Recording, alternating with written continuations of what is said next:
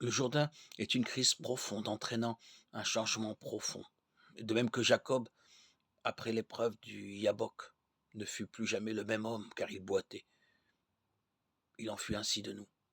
Aussi la révélation de la croix est une crise qui nous amène dans la connaissance subjective et expérimentale de ce qu'elle est et de ce qu'elle signifie.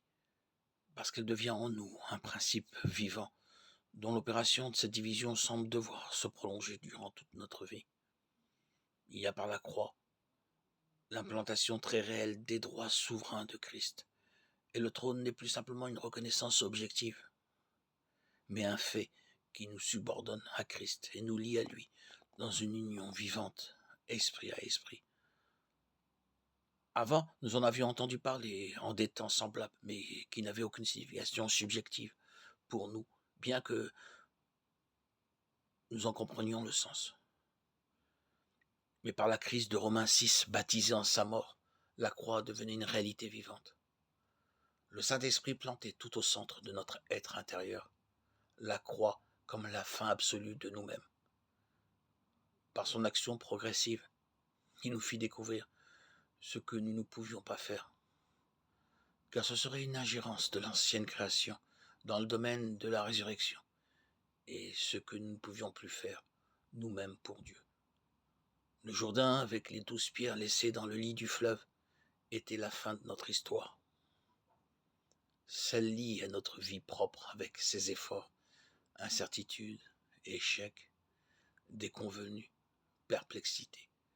Alors que le monument de 12 pierres plantées sur la rive de Canaan prenait sa véritable signification, non seulement ressuscité en nouveauté de vie, mais par la circoncision spirituelle dans une séparation complète avec le moi crucifié. Une page de notre histoire, celle du désert, était tournée, et le soleil de Péniel se levait pour nous.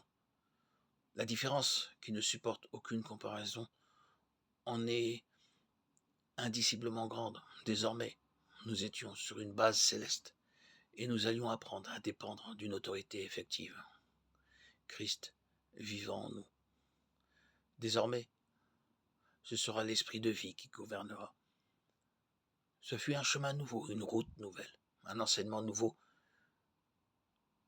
et nous expérimentons ce que la vie a, une voie à laquelle nous sommes subordonnés et assujettis, de laquelle nous aurons à apprendre. Nous pouvons mentionner la déclaration de Paul dans 1 Corinthiens 17, afin que la croix de Christ ne soit pas rendue vaine. Aspect tragique, à moins que la croix ne soit dans sa pleine signification une expérience subjective. L'Église à laquelle est lié le dessein de Dieu ne saurait être expérimentée. Et ceci débouche sur le fait que l'enseignement concernant la signification de la croix ne va généralement pas au-delà de l'aspect substitutif, ce qui laisse les croyants dans l'expérience du désert et de l'immaturité. Malgré une dépense d'énergie, d'entreprises diverses, de fatigue pour des résultats spirituels si peu correspondants. Il y a également un autre côté tragique, celui du refus catégorique par bon nombre de croyants quant à l'aspect subjectif de la croix. Et ceci explique les situations douloureuses que nous connaissons dans le peuple de Dieu que nous sommes.